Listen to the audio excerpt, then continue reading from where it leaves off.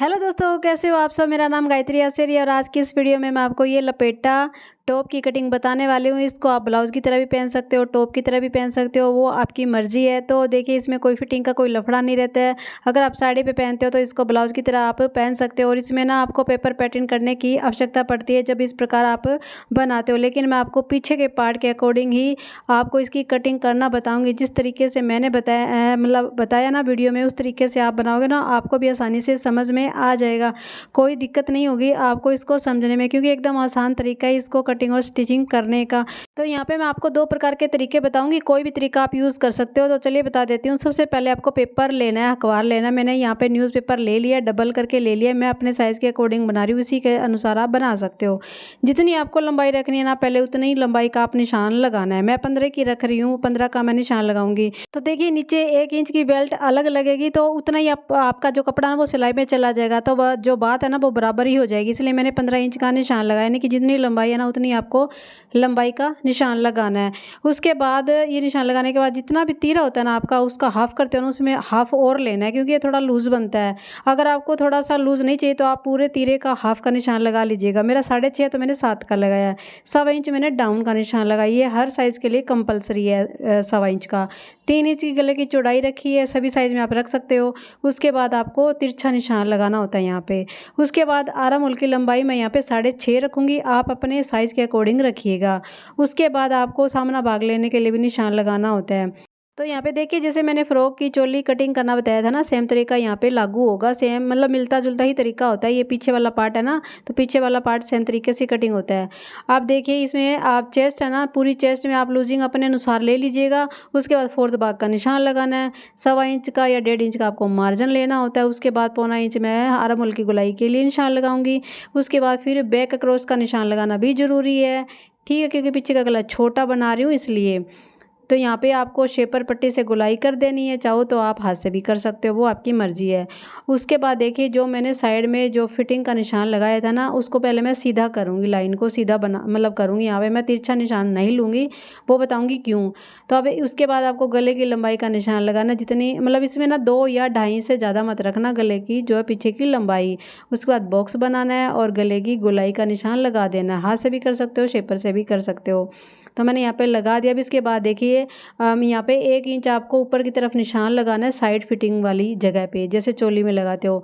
उस निशान को आपको सेंटर में मिला देना है, ठीक है। अब देखिए, मैंने जो मार्जिन रखा था ना, वो मैंने 1.25 इंच का रखा था। तो 1.25 इंच का मैं नीचे निशान लगाऊंगी मार्जिन का।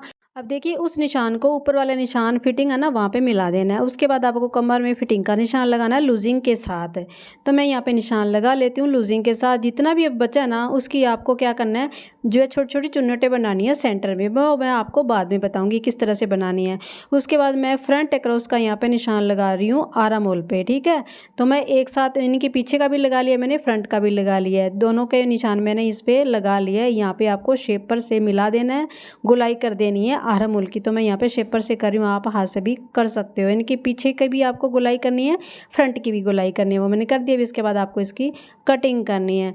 कटिंग करने के बाद आपको इसको कपड़े पे कटिंग करना है। जैसे मतलब इसमें ना मैंने फ्रंट वाला पल्ला भी कटिंग नहीं किया। अब देखिए, मैंने आर्म होल की कटाई पीछे पल्ले के हिसाब से की है, ये ध्यान रखना, ठीक है। पीछे वाले पल्ले के अकॉर्डिंग मैंने कटिंग कर दी। गले की कटिंग अभी मैंने नहीं की है, नोच से लगाना है साइड, मतलब फिटिंग में भी, कमर के फिटिंग में भी और गले पे भी, ठीक है। तो मैंने यहाँ पे कपड़ा ले लिया और इसमें देखिए कपड़ा कम लगता है, ज़्यादा नहीं लगेगा आपका, ठीक है। तो मैंने अब क्या किया, कपड़े को डबल कर लिया है। डबल करने के बाद सबसे पहले पीछे वाला पल्ला मैंने कटिंग किया था ना, इसी को ही रखना है, फोल्डिंग भाग के ऊपर रखना है।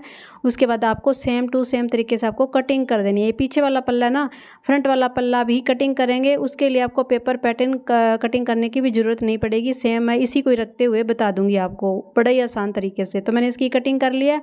अब कटिंग जब पेपर है ना आपको हटाओगे ना, पहले यहाँ पे आपको निशान लगाना है फिटिंग का, ताकि आपको बाद में पता चल जाए कि फिटिंग का निशान कहाँ है, गले की चौड़ाई का निशान कहाँ है, ठीक है। तो मैंने यहाँ निशान लगा लिया, बट मेरा ये वाइट कलर का है ना, तो मैंने थोड़ा कम ही लगाया निशान, क्योंकि स्केच पेन है ना, ये उतरता नहीं है। अब यहाँ पे मैं नोचे से लगा लेती हूँ। अब उसके बाद आपको जो फ्रंट वाला पल्ला वो कटिंग करना, वो कैसे करना वो ध्यान से देखना। यहाँ पे देखिए, ये मैंने कपड़े को क्या किया है, फोल्ड कर लिया, डबल कर लिया है। अब यहाँ पे ध्यान रखने वाली बात आपको ध्यान रखनी है जरूरी, वो कैसे। तो देखिए, सबसे पहले आपको फोल्ड भाग की तरफ 4 इंच का निशान लगाना है एक्स्ट्रा। जैसे मैंने अंगरखा कुर्ती में बताया था ना, अगर आप लोगों ने देखी होगी, तो 4 4 इंच का मैं यहाँ पे निशान लगाऊंगी। पूरे पे मैंने निशान लगा लिया। अब उस निशान को छोड़ते हुए इस पेपर को आपको सेट करना है पिन की सहायता से। मैं यहाँ पे ये पिन लगा रही हूँ और 4 इंच का कपड़ा मैंने अपनी तरफ रखा है, वो एक्स्ट्रा कपड़ा होगा, वो ओवरलैपिंग में हो जाएगा। अब देखिए नीचे से मैंने 3.5 इंच का निशान लगाया लंबाई के अंदर। उसके बाद गले की चौड़ाई से लेकर नीचे जो 3.5 इंच का निशान लगाया था ना, वहाँ से आपको ये तिरछा मिला देना कि वी शेप में मिला देना है। तो मैं यहाँ पे आपको एक तरीका बता रही हूँ, उसके बाद मैं दूसरा तरीका भी बता रही हूँ। और इस तरीके से मैं इसकी स्टिचिंग नहीं करूँगी, मैं दूसरे तरीके से स्टिचिंग करूँगी, लेकिन यहाँ पे मैं आपको तरीका बता रही हूँ। वी शेप का मैंने निशान लगा दिया, थोड़ा कर्व कर दिया, गुलाई कर दी है, ठीक है। अब इसके बाद मैं इसकी कटिंग कर लेती हूँ। और ये तरीका मैं क्यों बता रही हूँ, क्योंकि जब आप अंगरखा बनाते हो ना, उसमें ये वाला तरीका आपका फॉलो होगा, ठीक है। क्योंकि मैंने अंगरखा जो कुर्ती की कटिंग बताई थी ना, वो सेम तरीके से ही बताई थी, इसी तरीके से। अब देख सेंटर से मैंने इसको कट कर लिया है। अब यहाँ पे देखिए आर्म होल की कटिंग अब यहाँ पे आपको करनी पड़ेगी। जो मैंने आर्म होल की फ्रंट वाले जो निशान लगाया था ना, उसको मैंने साथ में कटिंग कर ली है, पेपर के साथ ही कटिंग कर ली है कपड़े पे, ठीक है। मैंने कर लिया। अब इस प्रकार ये आपकी कटिंग हो गई। यहाँ पे आपको निशान लगाना भी जरूरी है फिटिंग का, जैसे पहले लगाया था सेम तरीके से, ठीक है। मैं आपको दिखा देती हूँ। तो देखिए जो मैंने ये तरीका बताया ना, इसमें आप नीचे ना फ्रॉक को भी अटैच कर सकते हो। इस प्रकार आपका अंगरखा जो है कुर्ती भी बन जाती है। तो देखिए मैंने जो कट लगाया था 4 इंच का, उसको आपको कट यहाँ पे नोचस लगाना भी जरूरी है, तभी तो पता चलेगा ना, एक दूसरे के ऊपर ये ओवरलैप होगा। फिर उसके बाद क्या करना आपको, कट के साथ आपको पहले मैं सीधा कर लेती हूँ। सीधा करने के बाद कट को कट के साथ आपको मिलाना होता है। इस प्रकार आपका ये अंगरखा बन गया। इसको आप नीचे फ्रॉक, कुर्ती, कुछ भी आप नीचे नायरा कट कुछ भी बना सकते हो, या इसका ब्लाउज भी, टॉप भी बना सकते हो। नीचे आप बेल्ट अलग से अटैच कर सकते हो, ठीक है। इस तरह से भी आप बना सकते हो, लेकिन मैं दूसरे तरीके से बताने वाली हूँ आपको, और मैं बनाने भी वाली हूँ। तो वो कैसे बनाऊंगी वो बताती हूँ। देखिए मैंने नीचे 3.5 का रखा था ना निशान में, अब इसको नहीं रखूंगी। मैं क्या करूँगी, ऊपर से लेके नीचे तक पूरा मैं वी शेप में नीचे तक लगा दूंगी, और नीचे मेरी पट्टी अलग से लग जाएगी, ठीक है। तो मैंने यहाँ पे आपको सिर्फ तरीका बताया है कि आप दोनों ही तरीके से बना सकते हो, वो आपकी मर्जी है। मैंने सोचा आपके साथ दूसरा तरीका भी शेयर कर देती हूँ, इसलिए मैंने वो आपको तरीका बताया है। तो देखिए आपको जो तरीका अच्छा लगे ना, वो आप यूज़ कर सकते हो, फॉलो कर सकते हो। अब देखिए मैंने इसकी कटिंग कर ली। इसके बाद जो 4 इंच का निशान लगा था ना, मैंने इसके ऊपर ओवरलैप कर लिया है। अब क्या करना है, पीछे वाला पार्ट लेना है। पीछे वाला पार्ट कटिंग किया था ना, अब इसके शोल्डर को अटैच करना है। सिलाई ये तो सीधी है, ठीक है ना। इसकी सिलाई लगा लेते हैं। तो मैंने यहाँ पे सिलाई लगा लिया है। अब इसके बाद आपको पीछे वाला गला कटिंग करना है, क्योंकि पीछे वाले गले की कटिंग मैंने अभी तक नहीं की है, तो वो आसान है। पहले भी आप कर सकते हो, बाद में भी कर सकते हो। अगर बाद में करते हो ना, तो फिर आपको ना शोल्डर छोटे बड़े नहीं रहने की शिकायत रहती है, तो आप बाद में भी कर सकते हो। अब मैंने 2 इंच का निशान लगा लिया, इस यहाँ पर मैं गोलाई करूँगी और इसकी कटिंग कर दूँगी, ठीक है। तो ये तरीका भी आसान है, वैसे इस तरीके से भी आप कटिंग कर सकते हो। अब इसके बाद क्या करना आपको, मैं आपको पहले इसको दिखा देती हूँ। तो इस प्रकार ये एक दूसरे के ऊपर ओवरलैप हो जाएगा। अब यहाँ पे आपको करना क्या है, नीचे से आपको नीचे 5 नंबर की सिलाई लगानी है, आगे भी पीछे भी दोनों पल्ले पे। यानी कि यहाँ पे आप डाट भी डाल सकते हो, चुन्नटे भी बना सकते हो, वो आपकी मर्जी है, वो बताऊंगी मैं आपको। मशीन पे पूरे पे छोटे छोटे चुन्नटे डल जाएगी। सबसे पहले मैं इसकी जो है ना, वो आर्म होल की स्लीव, वो इसको रेडी करना है। इसके लिए मैंने 1.5 इंच चौड़ी उरे पट्टी ली है, ठीक है। इसको आपको फोल्ड करना है। फोल्ड करने के बाद आपको क्या करना है, इसके सीधे वाले भाग पे उल्टा रख, मतलब इसके ऊपर रखना है फोल्ड करने के बाद, और यहाँ पे आपको सिलाई लगानी होती है। तो यहाँ पे ये जो इसकी स्लीव है ना, वो मतलब बाजू है ना, वो रेडी हो जाएगी। और यहाँ पे जब उरे पट्टी होती है, इसको खींच कर लगाना होता है, थोड़ा सा ये ध्यान रखना, क्यों वरना आपकी जो स्लीव है ना, वो लूज़ हो जाएगी। यहाँ पे तो मैंने ये डबल कर लिया पट्टी को, और डबल करने के बाद मैंने इस पर सिलाई लगा दी है स्लीव के ऊपर, ठीक है। तो मैं स्लीवलेस बना रही हूँ ना। उसके बाद आपको दाब सिलाई और लगानी होती है पट्टी के ऊपर ऊपर, जैसे गले में लगते हैं ना, पीछे वाले गले के ऊपर, सेम तरीके से आपको इसमें भी लगानी होती है। तो वो भी मैं लगा लेती हूँ। उसके बाद आपको पट्टी को अंदर की तरफ टर्न करना है, ठीक है। टर्न करने के बाद आपको ऊपर से फिर सिलाई लगानी है 1 पैर जितनी दूरी पे, ठीक है। तो वो मैं पूरी फिनिशिंग के साथ ये सिलाई लगा लेती हूँ। यहाँ पे आप तुरपाई भी कर सकते हो अगर आप करना चाहो तो, बट मैं इसमें सिलाई ही लगाऊंगी। तो देखिए इस प्रकार का टॉप आप प्लेन कपड़े का बनाकर रख सकते हो, जो आप किसी भी साड़ी पे पहन सकते हो, क्योंकि इसमें कोई ढीले टाइट का कोई लफड़ा नहीं रहता है।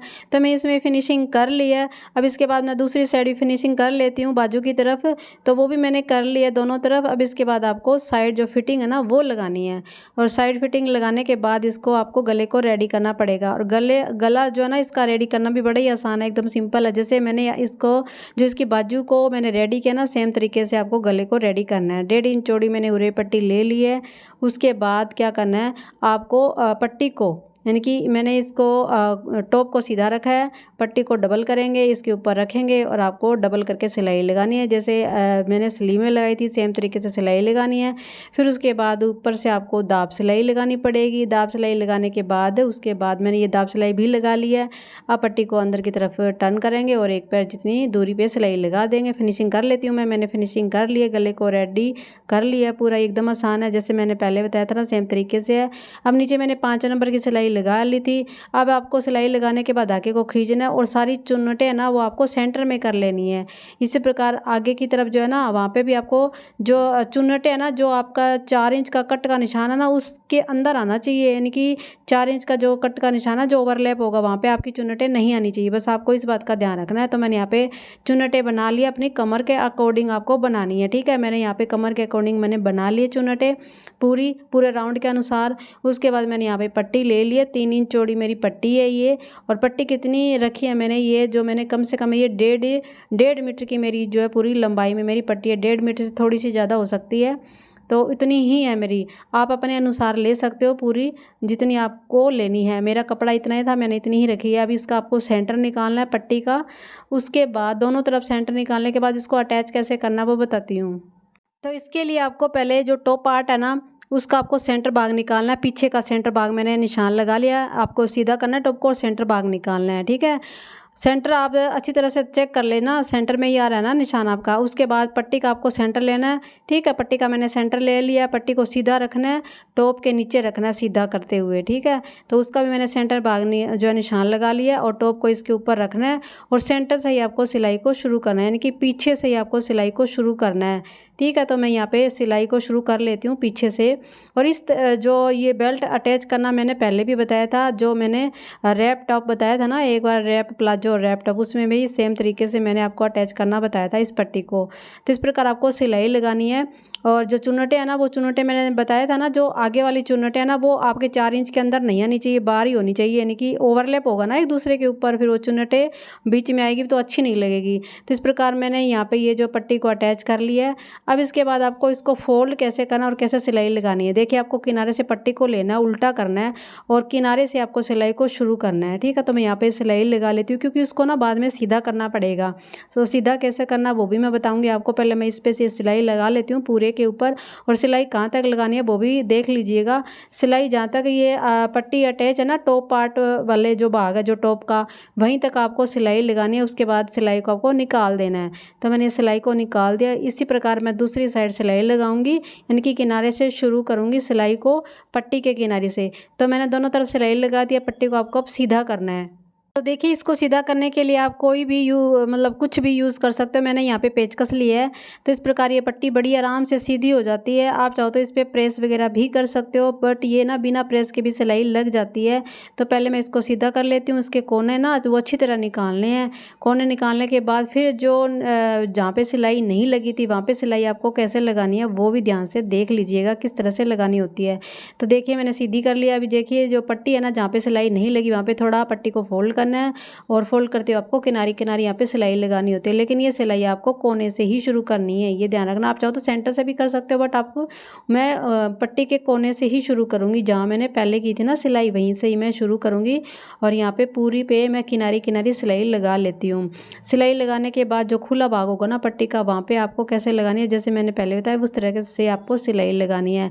देखिए जब इस प्रकार आप सिलाई लगाते हो ना, आपको इस पे मतलब यहाँ पे एक खास बात ध्यान रखनी है। जब पट्टी को फोल्ड करते हो सिलाई लगाते हो तो यहाँ पे पट्टी बढ़ जाती है, ऊपर वाला पार्ट है ना वो बढ़ जाता है, उरे भी हो जाता है थोड़ा सा। तो यहाँ पे आपको ध्यान से सिलाई लगानी पड़ेगी। जैसे पेटीकोट का नेफा फोल्ड करते हो वो थोड़ा सा बढ़ जाता है ना ऊपर से, उसी तरीके से ये भी बढ़ जाता है।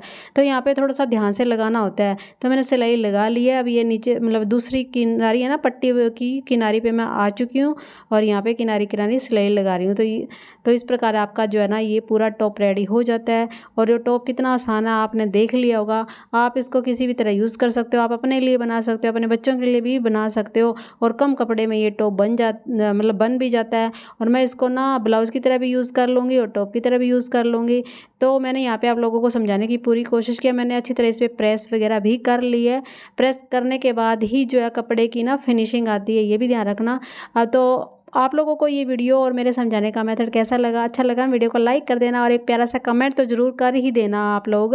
और हाँ, अगर आप नए हो ना तो चैनल के साथ ज़रूर जुड़िएगा, क्योंकि इस चैनल में आपको हर प्रकार की जानकारी सिलाई से संबंधित मिलने वाली है। एडवांस में मिलेगी, बिगनर्स लेवल की भी मिलेगी। अब इस ब्लाउज़ को आप लपेटा ब्लाउज़ भी बोल सकते हो, लपेटा टॉप भी बोल सकते हो। अब आप अपने लिए ज़रूर बनाइएगा। वीडियो को लाइक शेयर ज़रूर करना है, ठीक है ना। तो मिलते हैं फिर नई वीडियो में, तब तक के लिए सभी को मेरी तरफ से बाय बाय।